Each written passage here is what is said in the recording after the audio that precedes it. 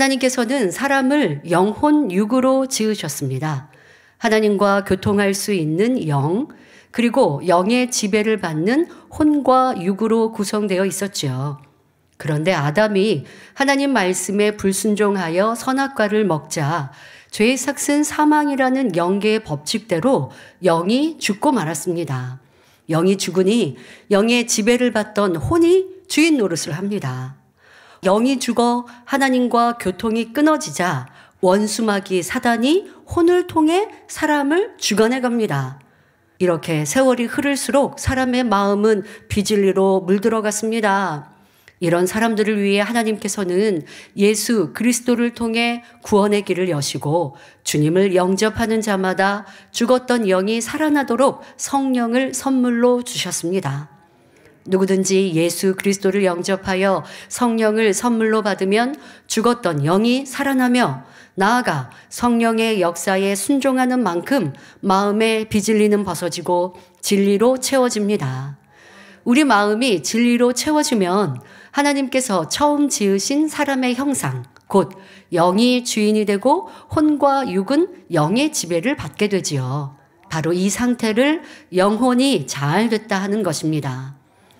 아무리 말씀을 지식적으로 많이 알고 기도를 많이 한다 해도 정작 말씀에 순종하지 않으면 영혼이 잘 되지 못하고 여전히 혼의 지배를 받는 것입니다. 그러니 영적인 분별도 할 수 없을 뿐 아니라 오히려 영적으로 교만해지죠. 욥기 4장 12절부터 14절에 무슨 말씀이 내게 가만히 임하고 그 가는 소리가 내 귀에 들렸었나니 곧 사람이 깊이 잠들 때쯤 하여서니라. 내가 그 밤에 이상으로 하여 생각이 번거로울 때에 두려움과 떨림이 내게 이르러서 모든 골절이 흔들렸었느니라 말합니다. 깊은 밤중에 엘리바스는 영적 체험을 했는데 무슨 말씀이 가만히 임하고 가는 소리가 귀에 들렸다 말합니다. 또 이상을 보았다 했는데 여기서 이상이란 하나님께서 영의 공간을 열어 보여주시는 영적 현상이 아니라 이상한 모양, 특수한 현상을 뜻합니다. 엘리바스도 영적인 체험을 하긴 했는데 분별을 스스로 영적으로 분별하지 못하니 지금 이 생각이 번거로웠던 것입니다. 뿐만 아니라 두려움과 떨림이 이르러 모든 골절이 흔들렸다고까지 말합니다.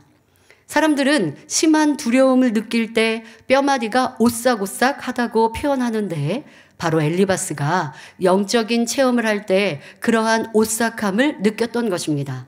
본문 욥기 4장 16절 전반절에 그 영이 서는데 그 형상을 분변치는 못하여도 오직 한 형상이 내 눈앞에 있었느니라고 하였습니다. 엘리바스는 자기 앞에 어떤 영이 와서 섰는데 그 영이 사단의 영인지 하나님이 보내신 영인지 분별할 수가 없었습니다. 완전히 분별할 수 있었다면 두려워 떨 이유가 없었지요.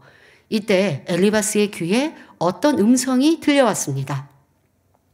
엘리바스는 하나님을 믿기 때문에 그 음성을 들으려고 하였지요. 욥기 4장 16절 후반절부터 17절에 그때 내가 종용한 중에 목소리를 들으니 이르기를 인생이 어찌 하나님보다 의롭겠느냐 사람이 어찌 그 창조하신 이보다 성결하겠느냐 하였습니다. 엘리바스는 마치 하나님께서 이렇게 음성을 주신 것처럼 말하고 있는데 우리는 어디까지가 하나님 말씀이고 어디까지가 하나님 말씀에 위배된 것인지 영 분별을 할 수 있어야 합니다. 자, 여기에서 인생이 하나님보다 의로울 수 없고 더 성결될 수 없다는 말은 진리입니다. 사람이 아무리 노력해도 하나님과 같이 100% 의롭고 성결될 수는 없습니다. 마가복음 10장 17절부터 18절을 보면 어떤 사람이 예수님께 나와 선한 선생님이여 라고 불렀을 때 예수님께서는 내가 어찌하여 나를 선하다 일컫느냐 하나님 한 분 외에는 선한 이가 없느니라 말씀하십니다. 즉 사람 중에는 선한 이가 없기 때문에 내가 어찌하여 나를 선하다 일컫느냐 하시며 하나님 한 분 외에는 선한 이가 없다고 말씀하신 것입니다. 예수님께서는 이 말씀을 통해 선과 빛 그리고 사랑 자체이신 하나님만이 선하시다는 사실을 깨우쳐 주신 것입니다. 자, 우리가 어떤 것을 분별하는 기준은 사람이 아니라 하나님의 말씀, 곧 진리여야 합니다. 영은 하나님께 속한 영과 어둠에 속한 영으로 구분됩니다. 영을 분별한다는 것은 신령한 것, 육적인 것, 성령의 음성과 육신의 생각, 선과 악, 참과 거짓, 의와 불의 등을 하나님의 뜻에 따라 분별하는 것을 말합니다. 자, 따라서 영을 분별하려면 하나님 뜻을 알아야 하며 하나님의 영으로 인도받아야 합니다. 그러기 위해서는 고린도후서 10장 5절에 모든 이론을 파하며 하나님 아는 것을 대적하여 높아진 것을 다 파하고 모든 생각을 사로잡아 그리스도에게 복종케 하니 말씀하신 대로 비진리의 이론을 파하고 모든 생각을 사로잡아 예수 그리스도 앞에 복종해야 합니다. 하나님께서는 무엇보다도 성경을 통해 진리의 영과 미혹의 영을 쉽게 분별할 수 있는 방법을 우리에게 알려주셨습니다. 요한일서 4장 6절에 우리는 하나님께 속하였으니 하나님을 아는 자는 우리의 말을 듣고 하나님께 속하지 아니하는 자는 우리의 말을 듣지 아니하나니 진리의 영과 미혹의 영을 이로써 아느니라 말씀하셨지요. 선과 사랑, 용서와 자비, 이런 하나님의 말씀을 듣고 순종하면 진리의 영에 속한 사람이요. 진리의 말씀을 듣지 않고 받지 않으면 미혹의 영에 속한 사람인 것입니다. 엘리바스도 들은 진리의 말씀도 있지만 자신의 마음에 이룬 것이 아니니 욥에 대해서 너무나 쉽게 판단, 정죄하고 있습니다. 욥기 4장 18절에 하나님은 그 종이라도 오히려 믿지 아니하시며 그 사자라도 미련하다 하시나니 말하였습니다. 자, 그럼 이 말처럼 하나님께서 그 종을 믿지 않으실까요? 하나님은 아브라함을 믿었기 때문에 믿음의 조상으로 불러 연단하여 쓰셨습니다. 모세, 엘리야, 사도 바울 등 하나님의 뜻 가운데 세운 종은 다 믿으셨지요. 예정하시는 하나님께서는 만세전에 미리 다 아시고 그 그릇됨에 따라 종을 믿고 뽑아 쓰시는 것입니다. 반대로 하나님의 뜻이 아닌 사람의 뜻 가운데 세운 사람은 하나님께서 믿지 않으셨습니다. 예를 들어 사울 왕은 하나님께서 세우신 것이 아니라 백성이 원해서 세움받은 사람입니다. 이스라엘 백성들이 왕을 세워달라고 간청할 때 하나님께서는 왕이 세워지면 생길 여러 불상사를 말씀하시며 경고하셨지요. 그래도 백성들이 원함으로 세워진 왕이 사울이었고 사울 왕은 하나님 앞에 불순종하여 버림받고 말았습니다. 그러나 하나님 마음이 합한 사람이라 인정받았던 다윗은 하나님의 뜻 가운데 기름 부음을 받고 왕으로 세워졌지요. 하나님께서는 다윗을 끝까지 믿어주셨고 다윗도 하나님의 기대에 부응하여 이스라엘 역사상 가장 훌륭한 왕이 되었습니다. 자, 이처럼 하나님께서 믿지 않는 종이 있는가 하면 친히 예지하시고 섭리 가운데 믿고 세우시는 종, 이런 종도 있다는 것입니다. 자, 그런데 엘리바스는 하나님을 오해하여 그 사자라도 미련하다 하시나니 라고 말하고 있고 그 종을 믿지 않으신다라고 말하고 있습니다. 여러분, 하나님이 어떤 분이신데 친히 부리시는 사자, 곧 천군 천사들이 미련하겠습니까? 또한 하나님이 사자를 세우셨으면 그 사자를 미련하다고 하시는 것이 아니라 사역을 잘 감당할 수 있는 능력을 주십니다. 지금 엘리바스는 하나님 말씀을 사용하는가 싶다가도 진리에 위배되는 말을 하고 있는 것이지요. 엘리바스는 전에 하나님을 경외하였던 욥의 교훈을 들었으며 율법을 공부하였으나 욥과 마찬가지로 하나님을 직접 만나는 체험이 없었습니다. 게다가 그는 아직 영적 분별을 할 만한 단계가 아니었기 때문에 조그만 영적인 체험을 하면서 자신의 생각을 동원하여 마치 하나님께서 주신 말씀처럼 이야기하고 있는 것입니다. 엘리바스는 자신이 영적인 체험을 한 것으로 인해 교만해져서 온갖 비꼬는 말로 욥을 찌르고 무시하는 것을 볼 수 있습니다. 욥기 4장 19절부터 20절을 보니 하물며 흙집에 살며 티끌로 털을 삼고 하루살이에게라도 눌려 죽을 자이겠느냐? 조석 사이에 멸한 바 되며 영원히 망하되 생각하는 자가 없으리라 말하고 있습니다. 엘리바스가 볼 때 욥은 조석 사이에, 즉 순간에 망하되 영원히 망한 것이었습니다. 일어날 기력도 없이 완전히 망한 욥을 이제는 아무도 기억하지 않을 것이라고 단정 짓고 있는 말입니다.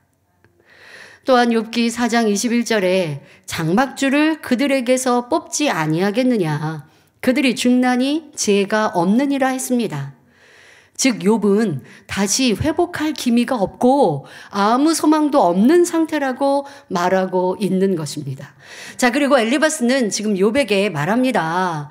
너와 같이 그렇게 하루아침에 망하고 가망이 없는 사람, 그런 사람이 죽을 때도 지혜가 없다, 지혜도 없더라 라고 비꼬고 있습니다. 이러한 엘리바스의 모습은 예수님께서 사역하실 당시에 바리새인이나 율법사의 모습과 흡사합니다.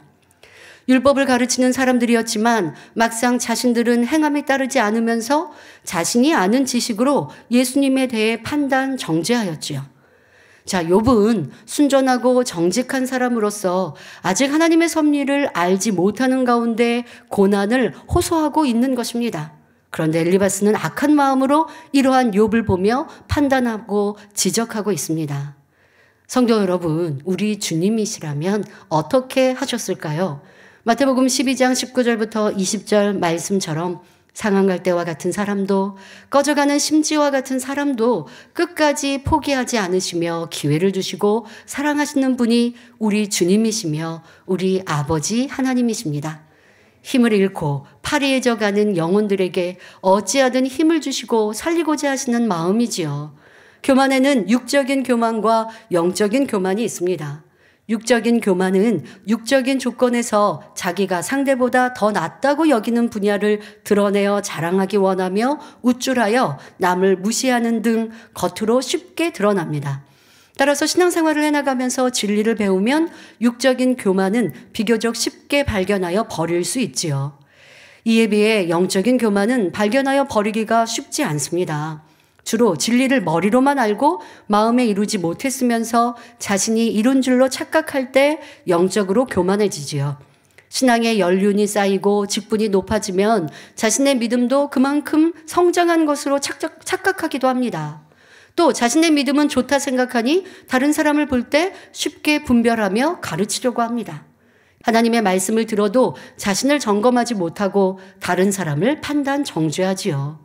또한 성령의 음성을 듣거나 영안이 열리는 등 어떤 영적인 체험을 한 것, 혹은 영적인 말씀을 많이 아는 것, 사명 감당을 오래 하여 그 분야에 경륜과 능력이 쌓인 것 등으로 인해 내가 더 잘 안다 하며 마음이 높아져 버리는 것도 영적인 교만에 속합니다. 이러한 경우 자신을 돌아보아 육적인 교만은 물론 영적인 교만의 모습이 없는지 점검하며 진정 하나님 앞에 겸손한 마음을 이루어야 하겠습니다. 오늘은 엘리바스가 욥을 판단하는 모습을 보면서 영적인 분별의 중요성과 영적인 교만에 대해 살펴보았습니다. 고린도전서 3장 18절에 아무도 자기를 속이지 말라. 너희 중에 누구든지 이 세상에서 지혜 있는 줄로 생각하거든 미련한 자가 되어라 하셨습니다. 하나님을 경외하는 것이 지혜의 근본이라 했는데 만일 하나님을 경외하지도 않으면서 나는 지혜가 있고 명철하다고 생각한다면 하나님 앞에 교만한 모습입니다. 이러한 사람은 자신의 지식과 교만 때문에 말씀을 받지 못함으로 멸망의 길로 갈 수 있지요. 여기서 미련한 자가 되어라 하신 말씀은 마음문을 열고 어린아이와 같이 되어 말씀대로 지켜 행하라는 뜻입니다. 즉 어린아이의 순수하고 단순하며 겸손한 마음을 본받으라는 의미입니다. 영적인 분별력이 없는 상태에서 말씀을 지식적으로만 쌓아가면 영적인 교만까지 더해져서 스스로 재판장이 되어 많은 죄를 짓습니다. 따라서 말씀을 영으로 무장하여 영적인 분별력도 있어야 하고 교만해지지 않도록 늘 경계해야 하지요. 또 잠언 17장 9절에 허물을 덮어주는 자는 사랑을 구하는 자요 그것을 거듭 말하는 자는 친한 것을 이간하는 자니라 말씀하고 있습니다. 그러므로 우리는 엘리바스처럼 사람을 함부로 판단 비방하는 것이 아니라 좋은 점을 칭찬해주고 약점이 있으면 사랑으로 덮어줄 수 있어야 하겠습니다.